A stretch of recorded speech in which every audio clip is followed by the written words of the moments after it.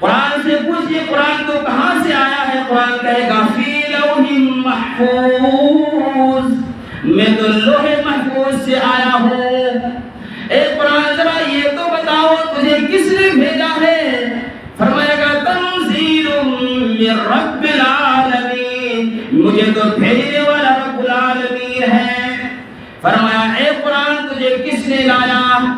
فرمایا نزل، اے قرآن تجھے کس نے لایا؟ تو فرمایا گا جبریل روح الامین، نزل به الروح الامین، مجھے تو جبریل امین نے لایا۔ اے قرآن تو کب آیا ہے؟ قرآن جواب دے گا شہر رمضان الذی انزل فیہ القرآن، اے قرآن یہ تو مہینہ بتایا، وہ لمحہ بتا کس وقت تجھے اتارا گیا؟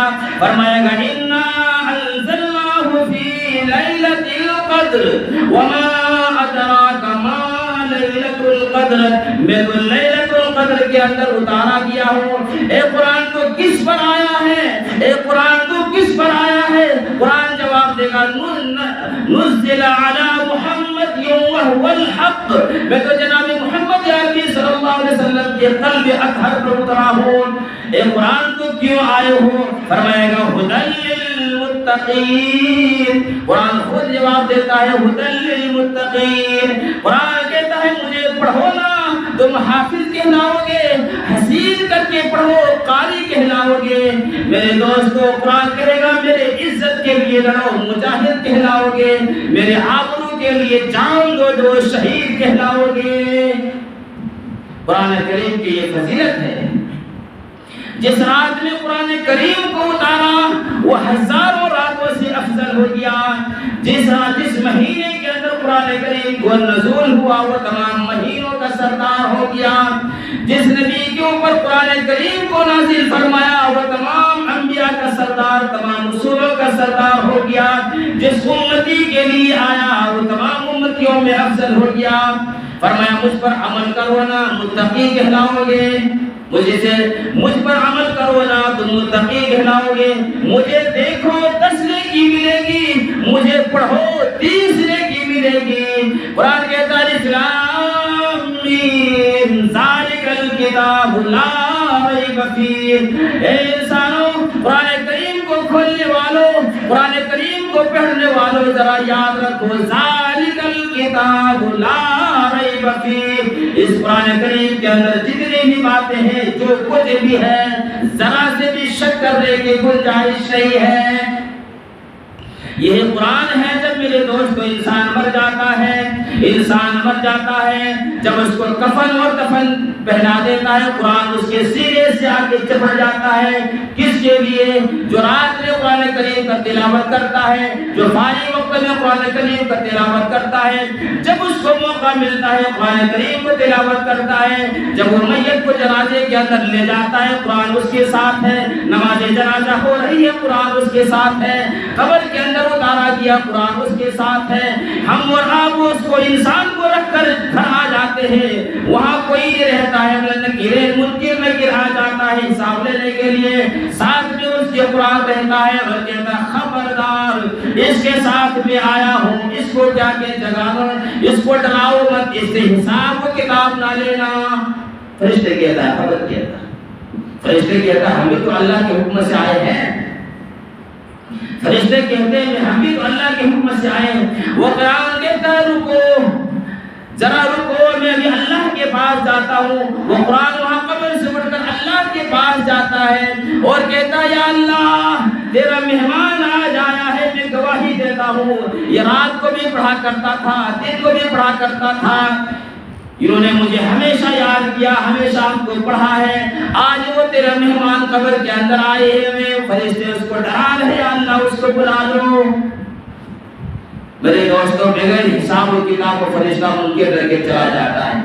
اللہ کے پاس سے جب دوبارہ وہ قرآن آتا ہے تو اس میت سے پوچھتا ہے کہ تھوڑی دیر کے لیے میں چلا گیا، کہیں تجھے تو کوئی موتی جانور تکلیف تو نہیں دیا، کوئی ڈرایا تو نہیں؟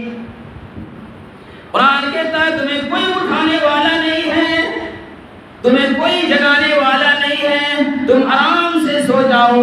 پھر فرشتہ کہتا ہے ذرا آسمان کی طرف نگاہ اٹھا کر دیکھو نا, 1000 فرشتے 4 چیز لے کر قبر کے اندر اترتا ہے. جنت کا بچھونا, جنت کا اوڑھنا, یاسمین پھول, یاسمین پھول لے کر آتا ہے میرے دوستو.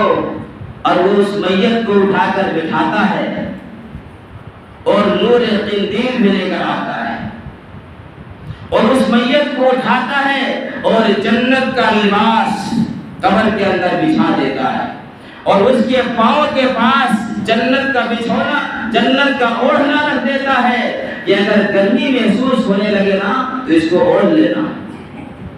اس کے سینے کے اوپر یاسمین پھول رکھ دیتا ہے اور کہتا ہے اگر دنیا میں تمہارے بھائی, تمہارے باپ, تمہارے ماں اگر یاد آئے اس پھول کو سونگ لینا.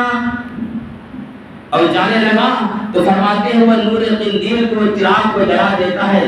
وہ فرشتے کہتا ہے قیامت تک آ جائیں گے, نہ اس کا دیا بجھے گا نہ اس کا چراغ ختم ہوگا. یہ کس کے لیے ہے؟ حافظ قرآن کا فتویٰ بتا رہا ہوں, یہ قرآن پڑھنے والے کو بتا رہا ہوں. اس کے بعد پھر وہاں سے میرے دوستو اتنا کہ اللہ کے رسول صلی اللہ علیہ وسلم رو پڑے. صحابہ کرام رضی اللہ تعالیٰ عنہم اجمعین کہنے لگے اللہ کے رسول پھر وہ قرآن کہاں جاتا ہے؟ پھر فرمایا وہ قرآن اس میت کے گھر کے اندر آتا ہے, اس میت کے گھر کے اندر آتا ہے اور وہ دیکھتا ہے قرآن اگر ان کے بچے صحیح راستے پر ہیں, اللہ اس کے رسول کے راستے پر ہے, اس کے گھر والے, اس کے بیٹیاں اگر پردے میں ہیں, تو یہ باتیں جب قرآن کریم کا تلاوت اس کے بچے کرتا ہے, یہ باتیں قرآن کریم جا کے اس میت کو کہتا ہے تو سو جا, تو سو جا, تیرا کھاتا چالو ہے, تیرے اولاد سدھر گئی, تیرے اولاد سدھر گئی, تیرے اولاد بھی نئے راستے پر ہے. فرمایا اللہ کے رسول نے, یا اللہ کے رسول اگر اس کے گھر والے, فرمایا کہ اگر اس کے گھر والے جب کسی کے باپ کا انتقال کے بعد اگر اس کے گھر والے, اس کے بیوی بے پردہ ہو جاتی ہے, اس کے بیٹیاں بے پردہ ہو جاتی ہے, اس کے گھر کا ماحول اسلام سے ہٹ جاتا ہے, برائی اس کے بچے کرنے لگتا ہے, اللہ کے رسول نے فرمایا یہ بات جا کے قرآن و میت کو نہیں کہتا. فرمایا کیوں کہ اللہ کے رسول فرمایا اگر یہ باتیں اگر جا کے قرآن جا کے اس میت کو کہے گا اس کو تکلیف ہوتی ہے. فرمایا پھر کیا وہ قرآن کیا کہتا ہے؟ فرمایا کہ یہ قرآن روزانہ اس کے گھر میں آ کر اور ان کے گھر والوں کے لیے ہدایت کا دعا کرتا ہے. میرے دوستو یہ قرآن کریم کی فضائل ہے. کل قیامت کے دن آدم علیہ السلام سے لے کر ہمارے آقا جناب محمد عربی صلی اللہ علیہ وسلم کی ساری کے سارے امتیں جمع ہوگی. اللہ تبارک و تعالیٰ فرمائے گا اے فرشتے جاؤ قرآن والے کو بلا کر لاؤ, جاؤ قرآن والے کو بلا کر لاؤ. اللہ کے یہ حکم کو سن کر فرشتہ 2 قدم چلے گا, اللہ کی طرف دیکھے گا, پھر 2 قدم چلے گا, پھر اللہ کی طرف دیکھے گا, مڑ کے اللہ تبارک و تعالیٰ پوچھے گا کہ فرشتے کیوں مڑ کر دیکھ رہے ہو؟ فرمائے گا یا اللہ یہاں تو سارے کے سارے آدم علیہ السلام سے لے کر جناب محمد عربی صلی اللہ علیہ وسلم تک کے سارے امتیں جمع ہیں, سب کے سب امتیں جمع ہیں. آپ نے قرآن والے کو بلایا ہے, وہ میں کیسے اس کو پہچانوں, اس کو کیسے پہچانوں گا؟ اللہ تبارک و تعالیٰ کہے گا ان سب کے منہ کو سون کر دیکھو, جس کے منہ سے قرآن پڑھنے کے خوشبو آئے, جس کے منہ سے مشک اور عنبر کے خوشبو آئے, وہی میرے قرآن والا ہے.